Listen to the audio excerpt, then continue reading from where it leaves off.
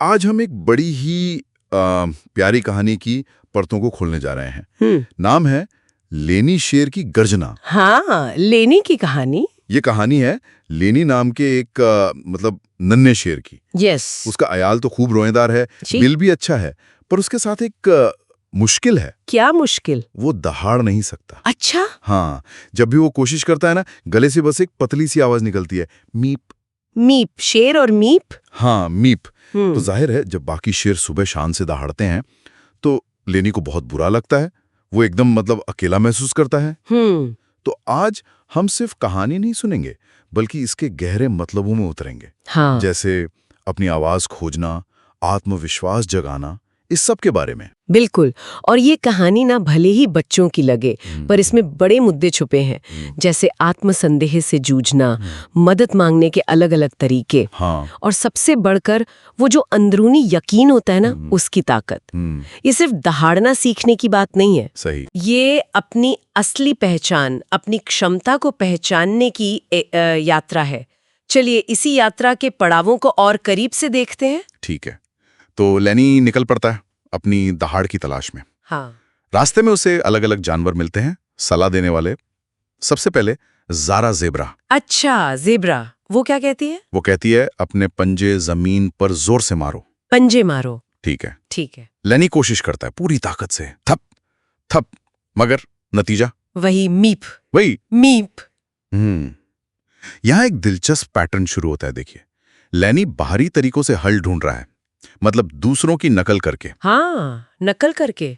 ज़ारा की सलाह शारीरिक क्रिया पर आधारित है। ये अक्सर हमारी पहली प्रतिक्रिया होती है ना। जब हम किसी चीज में कमजोर महसूस करते हैं तो हम देखते हैं कि दूसरे क्या कर रहे हैं और वही करने लगते हैं। बिल्कुल, और उनकी नकल करने लगते हैं। इसमें खतरा यह है कि हम अपनी जो अनूठी क्षमता है उसको शायद नजरअंदाज कर देते हैं। सही कहा आपने। इसके बाद लेनी मिलता है एली हाथी से। अच्छा, अब हाथी। एली कहती है मेरी तरह जोर से फूंक मारो। फूंक मारो। लेनी पूरी जान लगाकर कोशिश करता है, फूफ फूफ, इतना जोर से कि उसका अयाल तक हवा में फूल जाता है। अरे वाह। पर दहाड़ अब भी नहीं। अब भी नहीं। ये जो लगातार नाकामी मिल रही है, इसका लेनी के मन पर क्या असर हो रहा होगा? क्या वो और मानने लगा होगा कि मैं तो कर ही नहीं सकता? संभव है, बहुत संभव है। इसे मनोविज्ञान में सीखी हुई लाचारी कहते हैं ना, लर्न्ड हेल्पलेसनेस।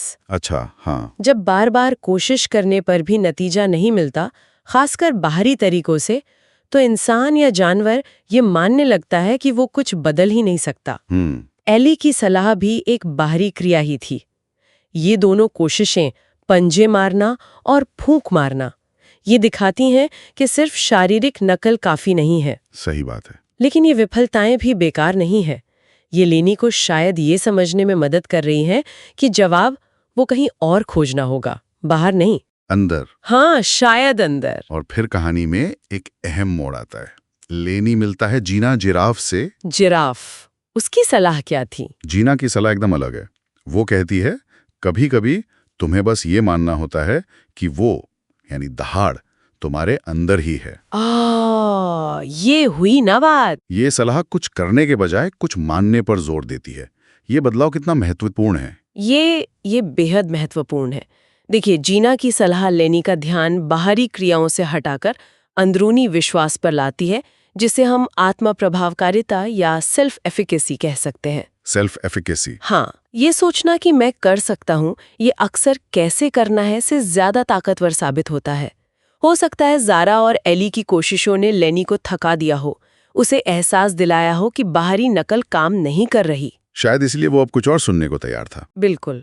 और इसी वजह से वो जीना की ये जो अंदरूनी सलाह है उसे सुनने को तैयार हुआ। ये पड़ाव दिखाते हैं कि समाधान अक्सर एक सीधी रेखा में नहीं मिलता, घूम फिर कर आता है। सही। और फिर वो रात आती है। लेनी अकेला है, एक चट्टान पे चढ़ जाता है। अकेला। माहौल शांत है, हवा चल रही है, चांदनी रात है।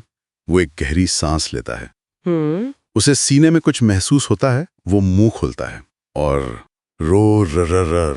आखिरकार एक असली दमदार दहाड़, पूरी घाटी गूंज उठती है। वाह। और ये दहाड़ किसी की नकल नहीं थी। नहीं, बिल्कुल नहीं। ये उसकी अपनी थी। ये अकेले में क्यों हुआ? दूसरों के सामने क्यों नहीं? शायद ये एकांत और वो जो आत्मचिंतन का पल था वो सबसे जरूरी था। बाहरी शोर शराबे और दूसरों की उम्मीदों से दूर लेनी अपने अंदर झांक पाया। जीना की बात शायद उसके मन में गूंजी होगी। हाँ, हो सकता है। हमारी असली आवाज या ताकत वो अक्सर हमें तब मिलती है जब हम बाहरी दबावों से हटकर खुद से जुड़ते हैं। सही। उन सार्वजनिक विफलताओं के बाद ये जो निजी सफलता मिली, ये बताती है कि प्रामाणिकता मतलब असलियत वो एकांत में पनप सकती है। तुलिनी, जो एक उदास मीप करने वाला शावक था, वो एक गर्व से दहाड़ने वाला शेर बन गया। हाँ, कहानी का संदेश तो फिर बिल्कुल साफ है। खुद पर यकीन करो, तुम्हारी दहाड़ खुद ब खुद आ जाएगी। सही कहा। ये शायद सबसे जोर से दहाड़ने के बारे में उतना नहीं है जितना अपनी असली आवाज को स्वीकार करने और उस पर विश्वास करने के बारे में है। ये यात्रा सिर्फ आवाज की खोज नहीं थी, ये तो आत्मखोज थी। बिल्कुल, बिल्कुल। और ये हमें सोचने पर मजबूर करता है ना? किस बारे में? कि अपनी जिंदगी की चुनौतियों में जहां हमें लगता है कि हमारी दहाड़ गुम है, चाहे वो दफ्तर में अपनी बात रखना हो या कोई अपना पैशन पूरा करना हो या अपनी सीमाएं तय करनी हो। हाँ, कई जगह होती हैं ऐसी। तो उन जगहों पर हम कितनी बार दूसरों की नकल करने या बाहरी सही तरीके खोजने में लग जाते हैं। अक्सर। क्या ऐसा हो सकता है कि सबसे बड़ी रुकावट वो बाहरी तकनीकें नहीं बल्कि हमारे अंदर की वो छोटी सी मीप, मतलब वो आत्मसंदेह हो? सोचने वाली बात है। और क्या जीना जिराफ की तरह सिर्फ ये मान लेना, ये यकीन कर लेना कि वो शक्ति, वो आवाज, वो दहाड़ हमारे अंदर ही है, क्या यही उसे आजाद करने की असली चाबी हो सकती है?